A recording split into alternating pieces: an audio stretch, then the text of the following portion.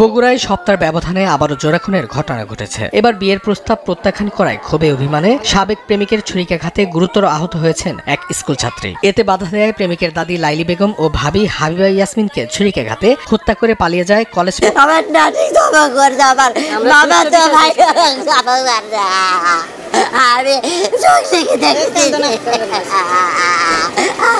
ঘটনাটি বগুড়াতে ঘটেছে।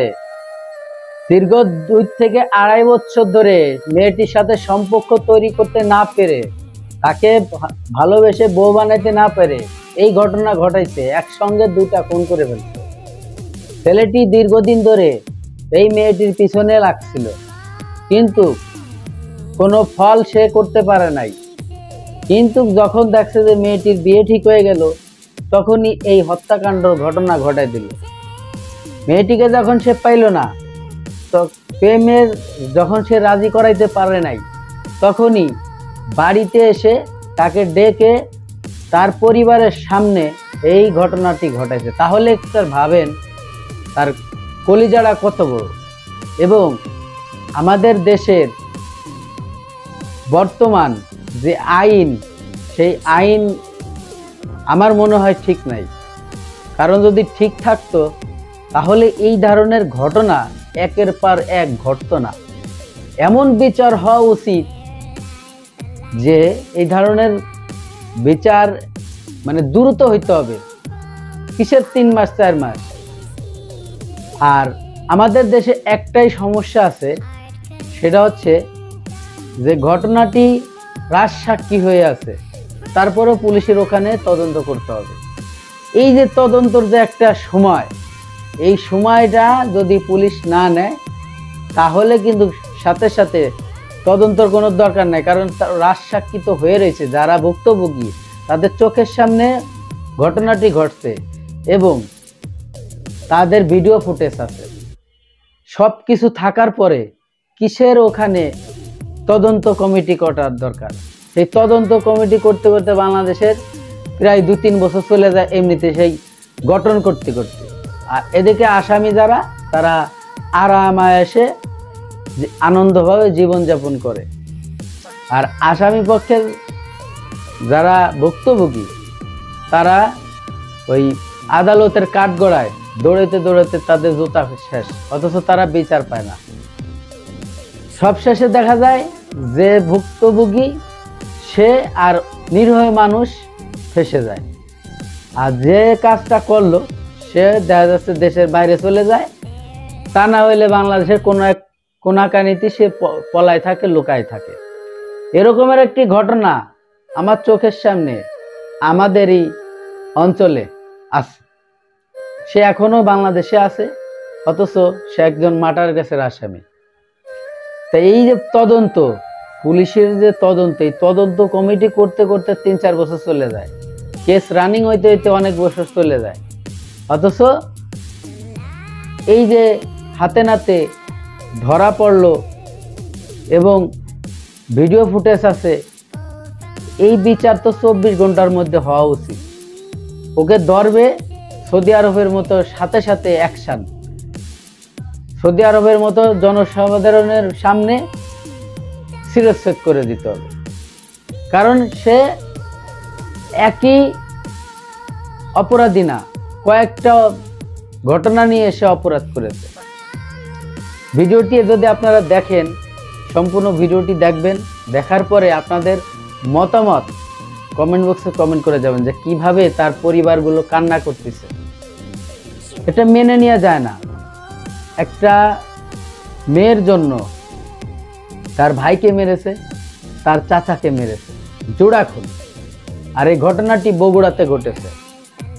সোশ্যাল মিডিয়া তোড়পাড়। ছোট্ট একটা ছেলে আসলো, তার প্রেমের প্রস্তাব, সে মেয়েটি রাজি হলো না, আর এই হত্যাকাণ্ড ঘটনা ঘটাই ফেললো।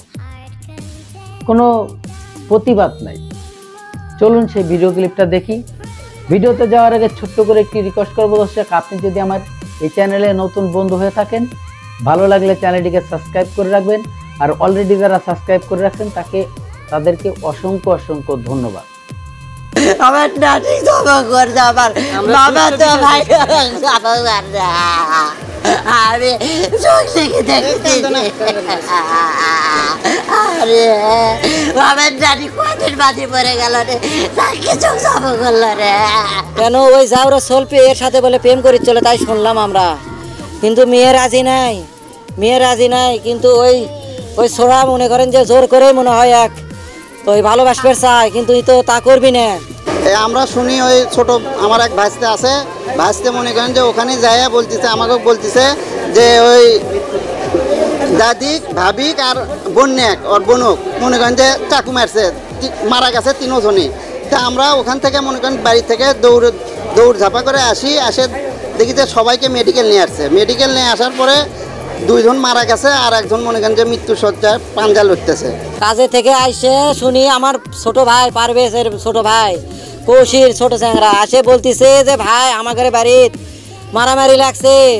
উই আর ছোট ছোট কোয়া পাচ্ছে না, যে একেবারে জব করছে তা কোয়া পাচ্ছে না।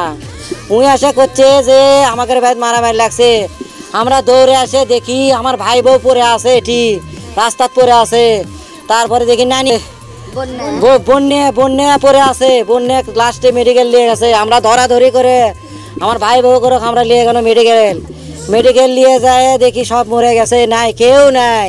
এই কাম সৈকত করছে জুয়েলের বেটা। কেন ওই যাওরা সল্পে এর সাথে বলে প্রেম করে চলে, তাই শুনলাম আমরা, কিন্তু মেয়ে রাজি নাই, মেয়ে রাজি নাই। কিন্তু ওই ছোড়া মনে করেন যে জোর করে মনে হয় এক ওই ভালোবাসবে চায়, কিন্তু তো তা করবি না। এই যাওরা ছোলে এরকম করলো, বন্যা জবানবন্দি দিছে, বন্যা পেটত চাকু মারছে, আর ভাই বউ করো সগলিকে চাকু মারছে, নানি করক মারছে। এটা হচ্ছে লাভ স্টোরি। এটা আপনি কয়েকদিন আগে বাপ মা মিলে সবাই মীমাংসা হয়ে গেছে, তারপরেও এসে এই মার্ডারটা করলো। আমি নিজেই জানি আসলাম ভিতর থেকে। ওই ছেলেকে আগে ভালোবাসতো, ছেলে 2 পক্ষে বসে ছেলে সব সমাধান করছে, তারপরে ওই কামটা করছে, পছন্দ করতো না। তারপরেও বসে গ্রামের সবাই মিলে বসে এটা মীমাংসা হয়ে গেছে। মীমাংসা হওয়ার পরেও কয় মাস পরে আসে এই ঘটনা ঘটলো।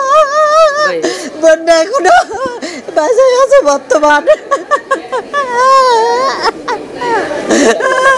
আমার নাটি জমা করছে, আমার বাবা তো ভাই জমা করছে। আমি চোখ থেকে দেখতেছি।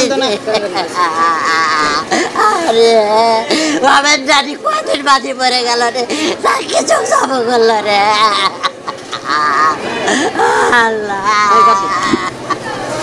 আমার এই বৃদ্ধ বয়স পর্যন্ত এইরকম কোনোদিন 2টা মার্ডার, তাও একটা নারী, একটা মেয়ে মানুষ যারা সবসময় বাড়িতে পদ্মার সাথে কাজ করে, বাড়ির মধ্যে যায় এভাবে হত্যা করে, এটা নরপিশাচ। আমি আপনাদের কাছে অনুরোধ করব, এটা সাক্ষী প্রমাণ সহ তদন্ত সাপেক্ষে আপনারা আইনশৃঙ্খলা বাহিনী, মিডিয়া বাহিনী যারা আছেন, এলাকাবাসীর পক্ষ থেকে আমরা এই খুনির দৃষ্টান্তমূলক শাস্তি দাবি করি, এই খুনি যাতে ফাঁসি হয়। আজকে রাত্রে 8:30টার দিকে যে ঘটনাটা ঘটলো আসলে মর্মান্তিক একটা বিষয়। একটা মেয়ের সাথে যিনি ভিকটিম আমাদের এখন জীবিত আছেন, তাকে আসলে প্রেম ঘটিত বিষয় নিয়ে একটা ছেলে বিরক্ত করতো। ফ্যামিলি এটা মানতে পারে নাই, পরে ছেলেটা তাদের বাড়িতে যায় এবং প্রথমে মেয়েটাকে একটু হিট করার পরে ফেরার সময় তার দাদি এবং তার চাচি হাবিবা এবং যিনি আমাদের লাইলি বেগম, ওনাকে ওরা আসার সময় চাকু দিয়ে হিট করে। তারা চিকিৎসা করার এক পর্যায়ে আমাদের তার দাদি এবং ওই হাবিবা যিনি চাচি উনি মারা যায়।